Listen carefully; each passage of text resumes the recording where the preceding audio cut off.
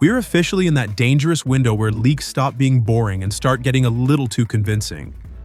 We're about a month out from Samsung's biggest launch of the year, and the Galaxy S26 Ultra is shaping up to be one of those phones that quietly fixes things people have been complaining about for years.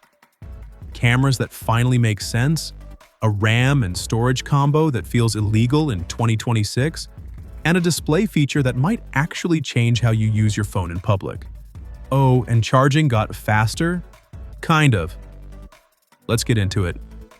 Starting with the cameras, because this is the first time in a long time Samsung's done something that actually matters instead of just flexing megapixels. According to new leaks, the 200 megapixel main camera on the S26 Ultra is getting an f1.4 aperture. That's a big jump from the f1.7 we've had before. And the 50 megapixel telephoto is moving to f2.9 instead of f3.4.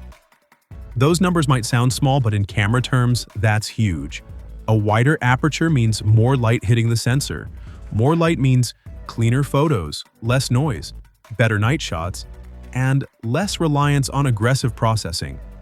This isn't one of those upgrades that only looks good in a comparison chart.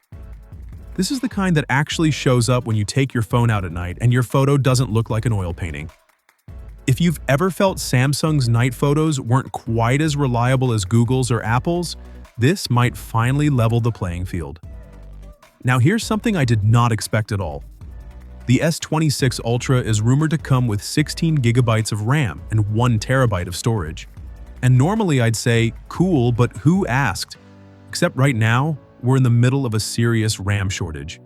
Brands are cutting configs, quietly downgrading memory, or charging way more for less. So the fact that Samsung is still offering this setup is actually kind of wild. 16 gigs of RAM isn't about bragging rights anymore. It means smoother multitasking, fewer reloads, and Galaxy AI features that don't feel like they're barely holding on.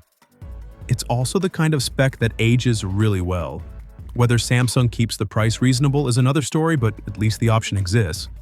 But honestly, none of that is the most interesting part of this phone. The most important upgrade might be the display, and not for brightness, resolution, or refresh rate.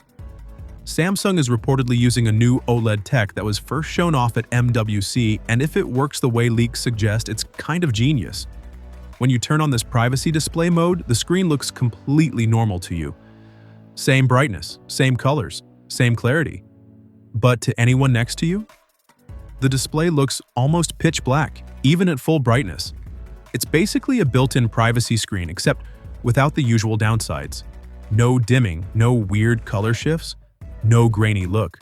People sitting beside you simply cannot see what's on your phone unless they're looking straight at it. And it gets smarter. You can set this mode to turn on automatically for specific apps. So if you open WhatsApp, your email, or your banking app in public, privacy mode kicks in instantly. You can also trigger it based on location or time. Outside your house? Privacy on. At work? Privacy on. This is one of those features that sounds small until you realize how often you check sensitive stuff in public. There's still some confusion about whether this stays exclusive to the Ultra or comes to the regular S26 models too, but either way, it's one of the most practical features Samsung's teased in years. Now let's talk charging, because this one's a bit awkward. On paper, the Galaxy S26 Ultra is getting 60 watts fast charging, branded as super fast charging 3.0. That's a decent jump from 45 watts. Sounds great, except the actual charging speeds barely improve. Leaks suggest the phone goes from 0 to around 75% in 30 minutes. The S25 Ultra already hits about 72% in the same time. So you're getting a big wattage increase for a very small real-world gain. That's not amazing.